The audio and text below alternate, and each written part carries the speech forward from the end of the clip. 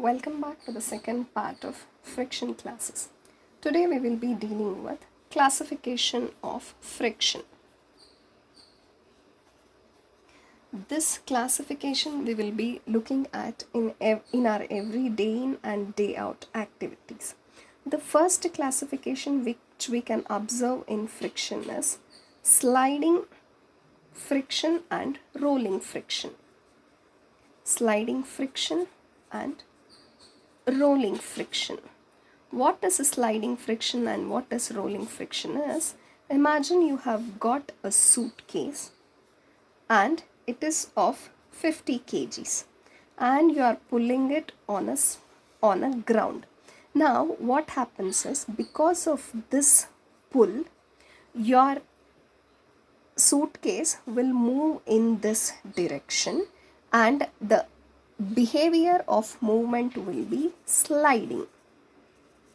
Now, if the same suitcase is kept on wheels and now you push it or pull it, what happens is the suitcase starts rolling on the ground.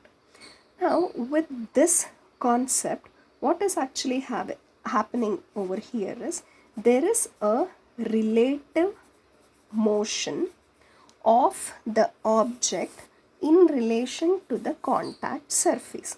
This relative motion will be called as kinetic friction. Now, it is clearly seen that sliding friction will always be more than the rolling friction. That is, when you have wheels to your 50 kg suitcase, you can easily pull or push it when compared to you are supposed to pull or push it on a flat surface. Next classification and fluid friction. What is dry friction and what is fluid friction is, when the friction is talking about only the solid objects, we classify it as dry friction, and the friction between air or water as a medium, we call it as fluid friction. An example is, if a ball is moving on a floor, we can classify it as solid. A fish moving inside the water will be fluid friction, and an object falling from the air will be called as fluid friction as well. Fluid friction is to say when the two contact surfaces are separated by some medium, either air or water.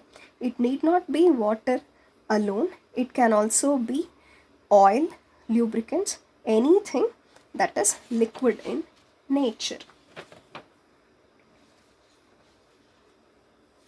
Now, the next concept we are supposed to understand is static friction, kinetic friction, static friction, kinetic friction, and limiting friction. In order to explain static friction, kinetic friction, and limiting friction, let us assume you have got a chair in your living room and there is a friction between the floor and the chair as long as it is staying at the place. The component which makes the chair to stand on the floor without moving will be called as static friction. And another way of explaining is, imagine you are pushing the chair up to some limit, the chair will not move even an inch. The point up to which the chair will not move will be called as static friction. Beyond a certain limit, the chair will start moving in the direction of applied force. The moment the chair starts moving, we call it as limiting friction. That is the point where the object is on the verge of movement.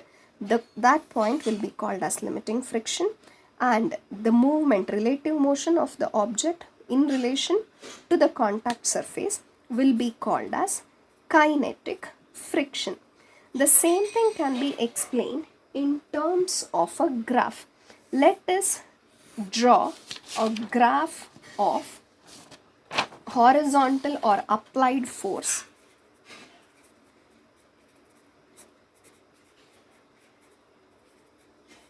Applied force versus vertically frictional force.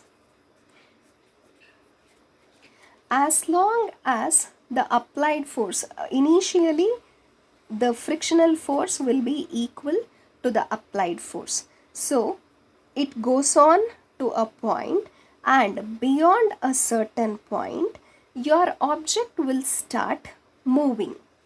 Now the moment where your object starts to move, this point will be called as breakaway point.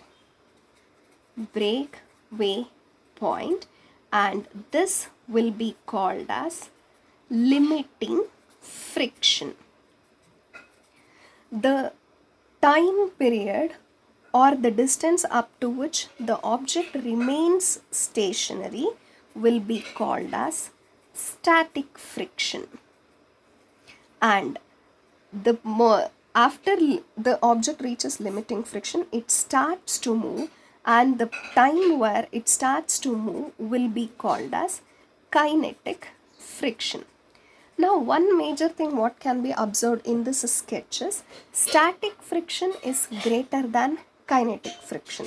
That is, static friction, which can be written as